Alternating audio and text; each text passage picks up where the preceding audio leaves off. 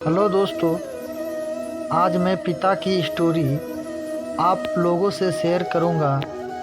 यह दिल को छू जाने वाली स्टोरी एक पिता के जज्बातों की कहानी है। इस कहानी से आप लोगों को बहुत कुछ सीखने को मिलेंगे। इस कहानी को बनाने का मेरा एक ही मतलब था कि मैं पिता की भावनाओं को आप लोगों के साथ बहुत ही सुंदर स्टोरी में पिरोप कर आप लोगों से शेयर करूंगा। आपने माँ के बारे में तो बहुत सुना होगा, बहुत जगह पढ़ा भी होगा। माँ के लिए अच्छी अच्छी हिंदी कहानियाँ लिखी गई, लेकिन पिता के बारे में बहुत ही कम लिखा गया। तो दोस्तों, यह स्टोरी उन फादर को समर्पित है जो अपने परिवार के लिए जी जान से काम करते हैं, खुद की इच्छाओं को मारकर अपने बच्चों के सपनों को पूरा करते हैं। जब मैं घर से गुस्से में बड़बड़ाते हुए निकल आया था और बस स्टैंड की तरफ आगे बढ़ने लगा, मैं मन ही मन बड़बड़ा रहा था। पता नहीं कितने पैसे छुपा के रखे हैं, लेकिन मेरे लिए एक बाइक नहीं ला सकते। अब मैं यहाँ से चला जाऊँगा, तब तक वापस नहीं आऊँगा जब तक मैं खुद के पैसे से बाइक नहीं खरीद लेता। इतना ही सोच रहा था, तभी मेरे पैरों में मुझे कुछ चुभने का एहसास हुआ। नीचे देखा तो समझ आया कि जल्दीबाजी में पापा के जूते पहन आए। उन जूतों में कील उभरी हुई थी जो मेरे पैरों में बार बार घाव किए जा रही थी। लेकिन उस समय गुस्सा अधिक था तो मैं बड़बड़ाते हुए आगे बढ़ा। एकाएक मुझे याद आया कि मैं पापा का पर्स भी साथ ले आया हूँ।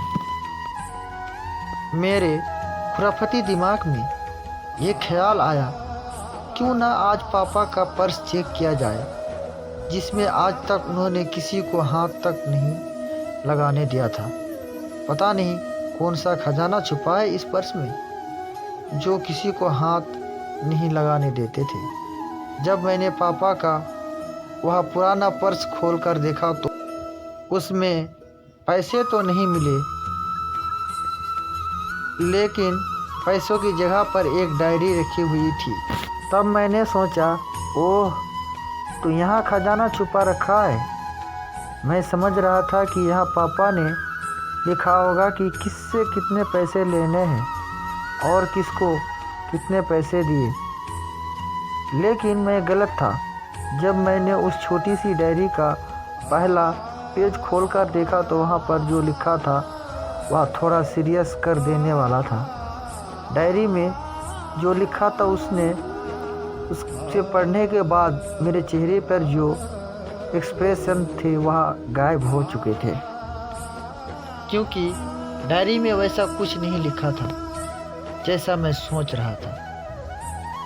वहाँ पर उन पैसों का हिसाब लिखा हुआ था जो अलग अलग कामों के लिए अलग अलग लोगों से उधार लिए गए थे। उसके लिस्ट में कंप्यूटर के नाम पर भी पैसे लिए गए थे। कुछ यूँ लिखा था 50,000 बेटे के कंप्यूटर के लिए। यह वही कंप्यूटर था जिसमें मैं आज तक यूज कर रहा हूँ, लेकिन मुझे यह पता नहीं था कि उस कंप्यूटर की खरीदने के लिए पैसे कहाँ से आए थे। लेकिन आज पता चल रहा था। मुझे आज भी याद है जब मैंने पहली बार कैमरे के लिए जिद की थी, जो मेरे पापा ने मुझे 2 हफ्ते बाद मेरे बर्थडे पर ला कर दिया था, जिससे देखकर मैं बहुत खुश हुआ था। और मुझे खुश देखकर मुझसे यही ज़्यादा अगर कोई खुश था तो वह थे पापा। अब मेरे चेहरे से गुस्सा एक कदम गायब हो गया था। जब मैंने आगे का पन्ना पलटा तो वहाँ पर कुछ इच्छाएं लिखी हुई थी। पहली जो विश थी उसमें जो लिखा हुआ था, अच्छे जूते पहनना। यह बात मेरी कुछ समझ नहीं आई। तभी मेरा पाँव अचानक सड़क पर भरे हुए पानी पर जा पड़ा और तभी मेरे पाँव में कुछ गीलीपन होने का एहसास हुआ। जब मैंने जूता उतार कर देखा तो उसका तला टूटा हुआ था। यह देखकर मुझे डायरी में लिखी बात याद आ गई। तभी मुझे माँ बाप की कही बातें याद आ रही थी कि कैसे माँ जब कहा करती थी पापा से, अब तो जूते पुराने हो गए, नए ले लीजिए, तो पापा अक्सर यह कहा टाल दिया करते थे, जूते अभी और चलेंगे, अभी कुछ दिन पहले तो लिए थे। मुझे आज समझ आ रहा था कि कितने दिन और चलेंगे। साथ ही साथ यह भी समझ आ रहा था कि पापा पर्स को क्यों छुपा कर रखते थे। तभी उस डायरी को पढ़ते हुए बस स्टैंड पर पड़ी बेंच पर आकर बैठ गया। अब उस डायरी का आखिरी पन्ना बचा हुआ था। उस पन्ने को जब मैंने पलट कर देखा तो वहाँ कल की डेट लिखी हुई थी। तारीख के नीचे लिखा हुआ था 50,000 रुपये बाइक के लिए। बस इतना पढ़ा और दिमाग सन्ना रह गया। अब मेरे मन में कोई शिकवा गिला नहीं बचा था। बस मेरी आंखों से आंसू चलते जा रहे थे। मुझे आज तक नहीं पता तब मैं क्यों रोए जा रहा था। अब मैं जल्दी से घर की तरफ भागा, लेकिन जूतों की वह कील पाँव में अब तक घाव बनाने में कामयाब हो चुकी थी। मैंने जूतों को रास्ते में ही निकाल कर फेंक दिया और भागते लड़खड़ाते हुए घर जा पहुंचा। लेकिन पापा घर पर नहीं थे। मैं समझ गया वहाँ कहाँ गए थे। मैं सीधा पास वाली बाइक एजेंसी की तरफ भागा। पता नहीं आज कहाँ से इतनी ताकत आ गई थी कि मैं भागते हुए थक नहीं रहा था, और वह भी बिना जूतों के नंगे पैर। जैसे तैसे मैं बाइक एजेंसी पर जा पहुंचा। पापा वहीं थे।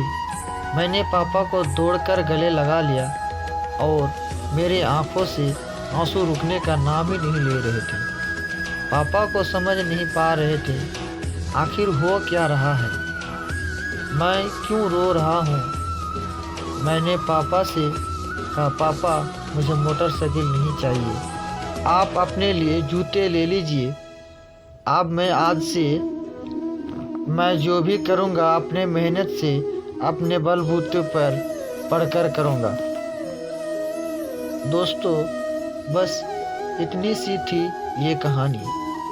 आज मेरी भी आंखें नमी हुई है। मैं आज आपसे कहना चाहूँगा, ठीक ऐसे ही होते हैं हमारे पिता। हम अक्सर देखते हैं कि हम अपने माँ से हर बात शेयर करते हैं और माँ भी इसके बदले हमें बहुत प्यार देते हैं। लेकिन एक शख्स है ऐसा भी होता है जो हमें छुपा कर प्यार करते हैं। वह होते हैं हमारे पिता। यह परिवार में एक मात्र ऐसा व्यक्ति होता है जो अपने बच्चों से उन्हें बिना जताए छिपा कर प्यार करता है। खुद की इच्छाओं को मारकर बच्चों के लिए सपनों देता है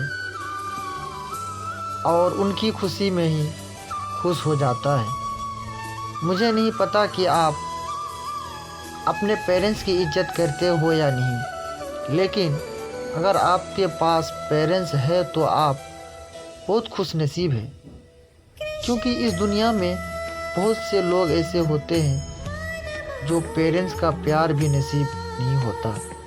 अंत में मैं यही कहना चाहूँगा कि माँ बाप की भावनाओं का सम्मान करें।